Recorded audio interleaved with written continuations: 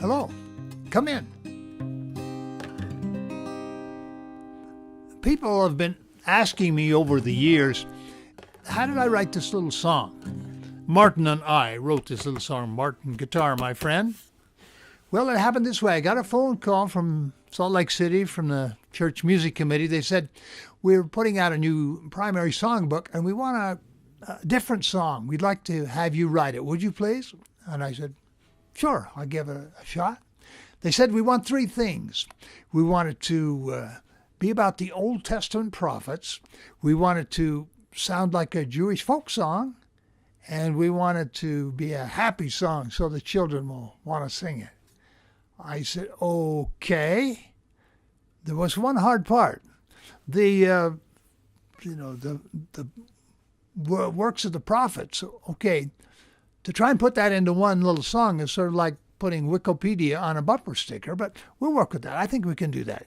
The Jewish folk song, well, we'll give it our best shot. The hard part was, it was to be a happy song. So what's the problem? I'm a happy guy. The trouble was, my wife, my beloved wife, had just died 2 weeks earlier, the mother of our 15 children. And this was a hard time, as you can imagine.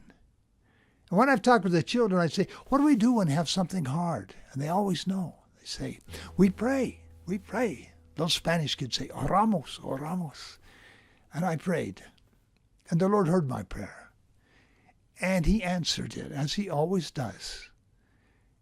And he answered it the way usually it happens. Someone comes to help us. In this case, a person came to me. He didn't walk in because he was a pioneer. He died long ago. But he was a man who came across the plains, and his story touched me. As he came across the plains, one child and then another child would die of what they called chills and fever. He buried them along the trail. And then finally, he writes, died my beloved wife, Maria.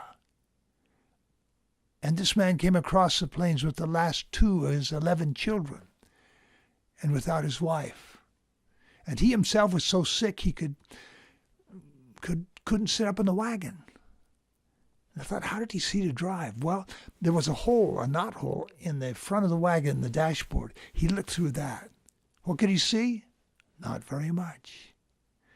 But he could see the tracks that went before him down this pioneer trail. One of those sets of tracks was made by the carriage of Brigham Young. And I think this man, Stillman Pond was his name. I think he said something like this. I have a testimony. I know God lives. Jesus is the Christ. Joseph was a prophet. The church is true. But I am so sick. I am so sad. I'm so weak. How can I go on? I will look through that hole and I will follow those tracks. I will follow the prophet. And I said, that's it. That's what this song should say. Follow the prophet. So we got a little tune together. Sounded to me a little bit like a Jewish folk song. And we wrote this little song. Now I hear it sung from children all around the world.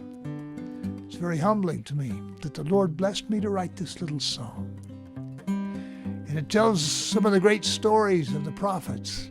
And then in the last verse, it tells what I think is the most important message in the song. Now we're in a world where people are confused. If you don't believe it, go and watch the news. We can get direction all along our way if we heed the prophet, follow what they say. So follow the prophet, follow the prophet, follow the prophet, don't go astray. Follow the prophet, follow the prophet, follow the prophet. He knows the way.